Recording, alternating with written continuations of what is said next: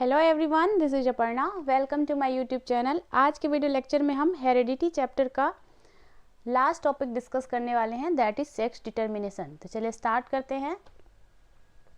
First of all, आपको sex determination समझने से पहले कुछ टर्म्स पता होना चाहिए अबाउट क्रोमोसोम्स, क्योंकि क्रोमोसोम ही हैं जो एक जनरेशन से दूसरे जनरेशन में ट्रांसफ़र होते हैं, जो जीन्स को ले आते हैं और कैरेक्टर्स इस तरह से दिखाई देते हैं आपको नेक्स्ट जनरेशन में। तो पहली बात आप समझिए कि ह्यूमन बॉडी में दो तरह के क्रोमोसोम होते हैं, 22+1 pair in male and female में भी 22+1 पेयर, यानी कि ओवरऑल ह्यूमन बीइंग में 23 पेयर ऑफ क्रोमोसोम्स पाए जाते हैं, जिसमें ये जो 22 पेयर है और ये 1 पेयर, ये दो डिफरेंट टाइप के क्रोमोसोम्स होते हैं। ये जो 22 पेयर ऑफ क्रोमोसोम है, इनको कहा जाता है ऑटोसोम। सेम ऐसे ही फीमेल में भी ये 22 पेयर जो क्रोमोसोम्स होते हैं, इनको हम ऑटोसोम्स कहते हैं। और ये जो 1 पेयर है, इसको हम बोलते हैं सेक्स क्रोमोसोम। Sex chromosome. तो ये जो ऑटोसोम्स होते हैं, ये मेल हो या फीमेल हो, दोनों में कॉमन होते हैं। ये आपके अदर कैरेक्टरिस्टिक्स के लिए रिस्पॉन्सिबल होते हैं। ये जो 1 पेयर मेल और फीमेल में क्रोमोसोम दिखाई दे रहे हैं, ये होते हैं sex chrome that determines the gender of a child. तो जानते हैं इसकी डेफिनेशन क्या होगी। A specific pair of chromosome in each diploid cell that determines the sex of an individual are called sex chromosomes. यानी कि ऐसा स्पेसिफिक पेयर ऑफ क्रोमोसोम, यानी कि ये पेयर ऑफ जो क्रोमोसोम है जो कि डिटरमाइन करता है कि चाइल्ड का जेंडर क्या होगा, इधर इट विल बी मेल और फीमेल चाइल्ड, तो उसे कहते हैं हम सेक्स क्रोमोसोम। ओके, जैसे आप देख पा रहे हैं ये डायग्राम बना हुआ है। ये जो पेयर ऑफ क्रोमोसोम है, ये होता है फीमेल में, यानी कि दोनों एक्स और एक्स से डिनोट किए गए हैं। और ये जो पेयर ऑफ क्रोमोसोम दिखाई दे रहा है, जो थोड़ा अनसिमेट्रिकल सा है, एक जैसे नहीं दिखते हैं, इनमें डिफ्रेंशिएट आप इजीली कर सकते हैं। ये छोटा है और ये लॉन्ग है साइज में, इसको हम बोलते हैं ये मेल का क्रोमोसोम है। ओके, तो ये बेसिक बातें थी। अब ये क्रोमोसोम्स को अलग अलग नाम दिए गए हैं इनकी स्ट्रक्चर के अकॉर्डिंगली। तो एक होता है आपका हेट्रोमॉर्फिक क्रोमोसोम और दूसरा है आपका होमोमॉर्फिक। तो हेट्रो मतलब क्या होते हैं, टू डिफरेंट एंड होमो क्या है, यानी कि सेम काइंड ऑफ।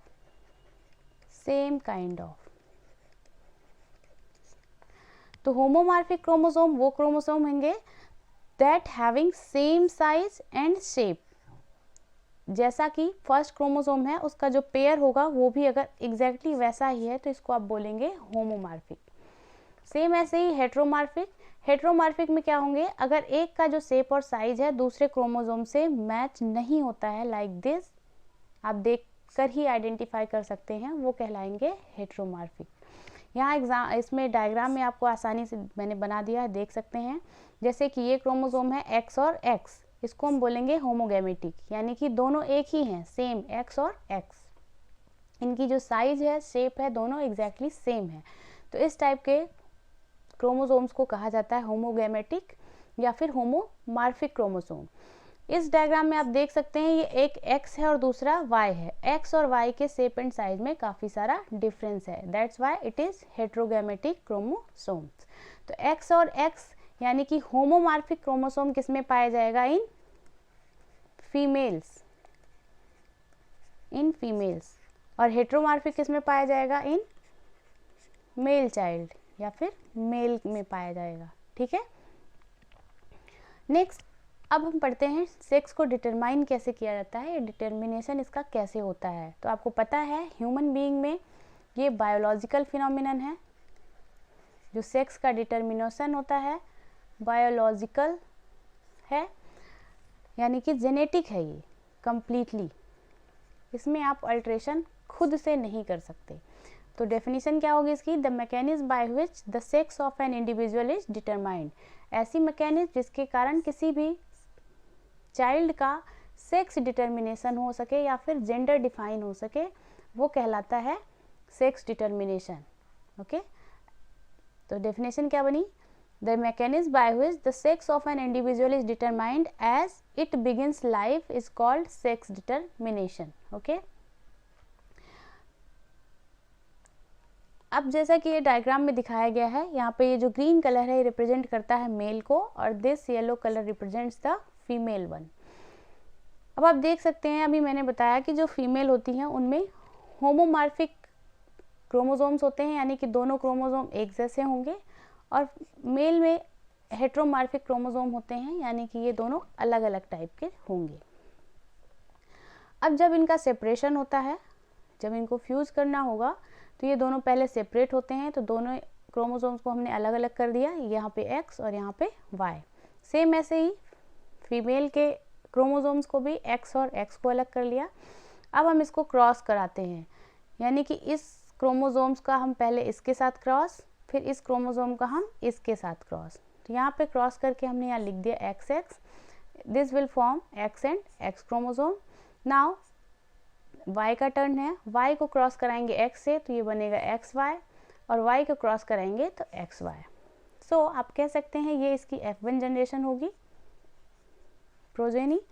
तो F1 जनरेशन में चांसेस होते हैं 50% मेल बने और 50% ही फीमेल चाइल्ड के। ओके,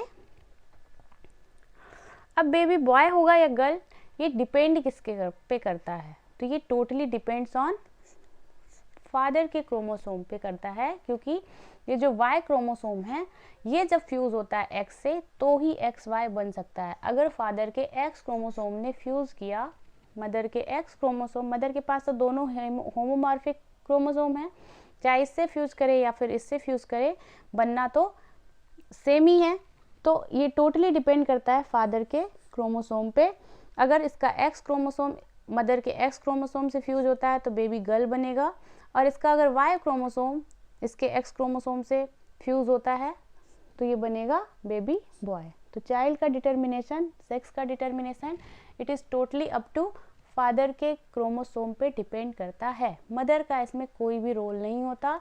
तो कुछ लोग मिथ है, पहले मानते थे ऐसा, अब तो चीज़ें सही हो रही हैं। एनसीईआरटी ने भी इस पॉइंट को मेंशन किया है कि लोग पहले जो मेल होते थे उनकी दूसरी शादियां करवाते थे बिकॉज उनके पास बेबी बॉय नहीं होता है, और कोई अगर मदर बार बार बर्थ दे रही है गर्ल चाइल्ड को तो उसे भला बुरा कहा जाता था कि इसकी वजह से वंश नहीं चल रहा है। तो ये सब बातें मिथ हैं। मदर का तो उसमें कोई रोल ही नहीं है सेक्स के डिटर्मिनेशन में, क्योंकि उसके पास similar kind of chromosomes present हैं। डिटर्मिनेशन कौन कर रहा है? फादर।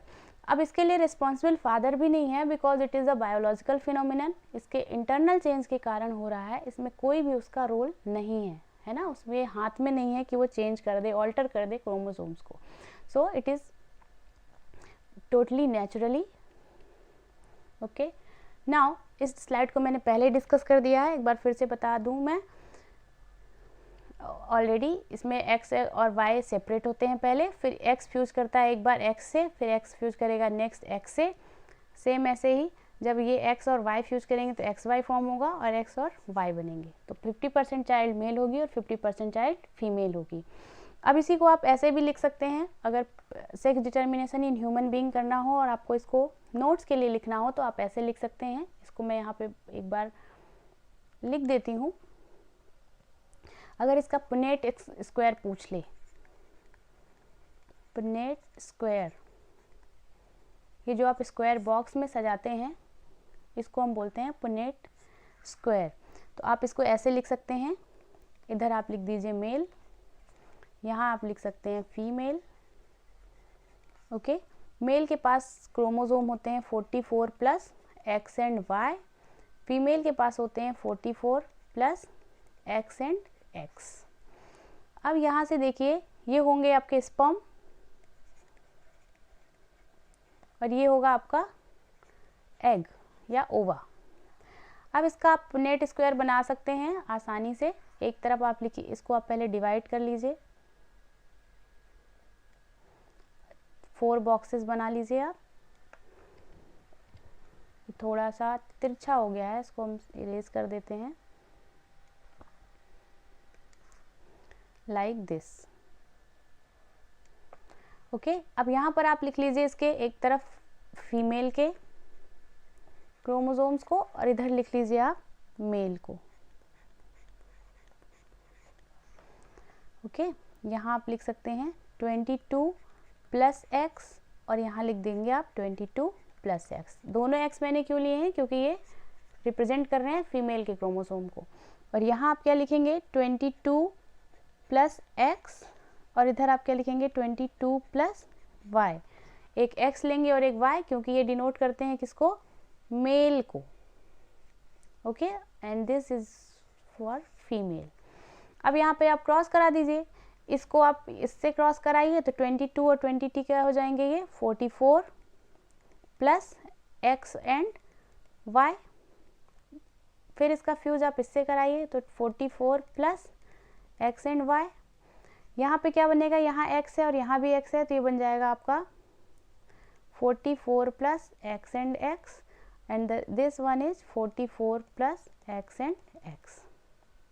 तो कंक्लूजन क्या निकला कि जब भी F1 जनरेशन होगी तो 50% चांसेस हैं कि चाइल्ड मेल होगा और 50% चांसेस हैं कि फीमेल होगी। ठीक है, तो ये था सेक्स डिटर्मिनेशन ह्यूमन बीइंग में। आप इसको यहाँ से आसानी से देख सकते हैं। यहाँ पर एक चीज़ मिसिंग है, इसको आप पहले सेपरेट कर लीजिएगा। बिना सेपरेशन आप इसको सॉल्व मत कीजिएगा, क्योंकि यहाँ से गलत होने के चांसेस बढ़ जाते हैं। ये 22 प्लस एक्स और वाई में होगा और इसको आप सेपरेट करेंगे तो ये क्या बनेगा 22 plus x 22 plus x. Now this is complete slide. Okay, अभी तो हमने पढ़ा कि biological sex determination completely human being में होता है, जेनेटिकली ट्रांसफ़र होते हैं क्रोमोसोम्स। इसमें हम किसी इन्वायरमेंटल कंडीशन का ज़्यादा रोल नहीं है। डिटर्मिनेशन में बाकी और भी कुछ फैक्टर्स काम करते हैं, बट कुछ ऐसे भी ऑर्गेनिज्म पाए जाते हैं आपके अर्थ पे जिसमें जो सेक्स का डिटर्मिनेशन है उसमें इन्वायरमेंट का बहुत ज़्यादा रोल है। चलिए देखते हैं हम। It says sex determination sometimes regulated by environmental conditions. अब ये बहुत ही सरप्राइजिंग बात है कि इन्वायरमेंट किसी ऑर्गेनिज्म का सेक्स कैसे डिटरमाइन कर सकता है, उसका जेंडर कैसे डिफाइन कर सकता है। तो जी हाँ, ऐसा कुछ एग्जाम्पल है आपके नेचर में। टर्टल, क्राइसेमा पिक्टा नाम का एक टर्टल होता है जो इसके अगर 33 डिग्री सेल्सियस से अबव टेम्परेचर हो तो बनने वाली जो चाइल्ड है वो फीमेल होगी, और अगर बिलो 28 डिग्री सेल्सियस है तो बनने वाली चाइल्ड जो होगी वो मेल होगी। तो यहाँ पर इन्वायरमेंट कम्प्लीटली रेगुलेट कर रहा है। अगर टेम्परेचर जो इनका इंक्यूबेशन पीरियड है अगर वो 33 डिग्री सेल्सियस से ऊपर हुआ तो फीमेल चाइल्ड होगा, और अगर 28 से बिलो हुआ यानी कम टेम्परेचर पे मेल बनने के चांसेस ज़्यादा हैं। तो यहाँ पर जेनेटिकली कोई रोल नहीं है, इसका सेक्स जो है वो जेनेटिक नहीं डिफाइन कर रहा है, बल्कि कौन डिफाइन कर रहा है, इन्वायरमेंट कर रहा है। Sex determination is governed bye environment. ऐसा ही एक और एग्जांपल है लिजार्ड का। अगामा अगामा करके एक लिजार्ड होती है, इसका नाम है ये साइंटिफिक नेम अगामा अगामा। इस लिजार्ड में भी सेम ऐसे ही इन्वायरमेंट रेगुलेट करता है कि बनने वाली चाइल्ड जो है वो मेल होगी या फिर फीमेल। हाई टेम्परेचर, इसमें जस्ट इसी का टर्टल का उल्टा होता है। अगर टेम्परेचर हाई है तो मेल बनेगा और अगर बिलो 28 है तो फीमेल चाइल्ड होगा। ओके, तो it was all about sex determination. I hope आपको वीडियो अच्छा लगा। Keep watching, thank you so much.